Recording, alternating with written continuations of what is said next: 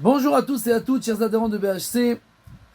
Par rapport aux slichot, nous avons deux minagim. Le minag Sfarad, qui est de commencer les slichot depuis Rosh Chodesh Elul jusqu'à Yom Kippour, ce qui nous fait 40 jours. 30 jours de Elul et 10 jours de Tishrei, ça fait 40 jours par rapport aux 40 jours où Moshe Rabbeinu, après la faute du Vaudor, est monté au Har Sinaï. Pendant 40 jours, depuis Rosh Chodesh Elul, il a prié, jusqu'à que Akadosh Baruch Hu lui dise Salarti Kidvaricha, j'ai pardonné le peuple juif. C'était le jour de Kippour et Moshe est redescendu le lendemain pour annoncer au peuple juif que Dieu leur a pardonné.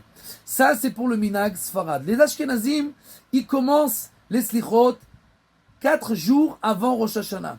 C'est-à-dire que si Rosh Hashanah tombe lundi ou mardi, alors comme on commence toujours les slichot le dimanche, c'est-à-dire le début de la semaine, alors si on a moins de 4 jours avant Rosh Hashanah, alors on commencera la semaine d'avant, comme cette année où les Ashkenazim ont commencé depuis le Motsai Shabbat cette semaine, pour avoir en fait, en tout et pour tout, 10 jours.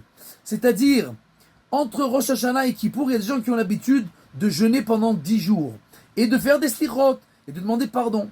Or, on n'a pas vraiment 10 jours entre Rosh Hashanah et Kippour, puisqu'en fait, on a 2 jours de Rosh Hashanah qui tombent, le Shabbat et la veille de Kippour, où on n'a pas le droit de jeûner. Le 9, la veille de Kippour, on doit manger. Donc il nous manque 4 jours. Donc pour compléter ces 4 jours, on fait des slichot 4 jours avant Rosh Hashanah. Et vu qu'on a commencé toujours le dimanche, donc s'il manque ces 4 jours, on n'a que 2 ou 3 jours, alors on commencera le dimanche d'avant. Mais en fait, en vérité, les Ashkenazim aussi, ils commencent depuis Rosh Chodesh Elul à sonner du shofar et à dire les David Orivi Shimimira, ce psaume-là. Et en fait, chacun en fait par rapport à son minag se rapproche d'Akadosh Baruch Hu. Les Sfaradim depuis Rosh Chodesh Elul avec les slichot, les Ashkenazim avec le shofar et les David Hashem Orivi Ishi. Et le but du jeu en fait, c'est toute cette période-là de se rapprocher d'Akadosh Baruch Hu, de se repentir, chacun avec sa manière. Les Sfaradim avec leur manière, les Ashkenazim avec leur manière. Et dans les Sfaradim et les Ashkenazim, chacun dans son chemin, il trouve son propre chemin pour se rapprocher d'Akadosh Baruch Hu.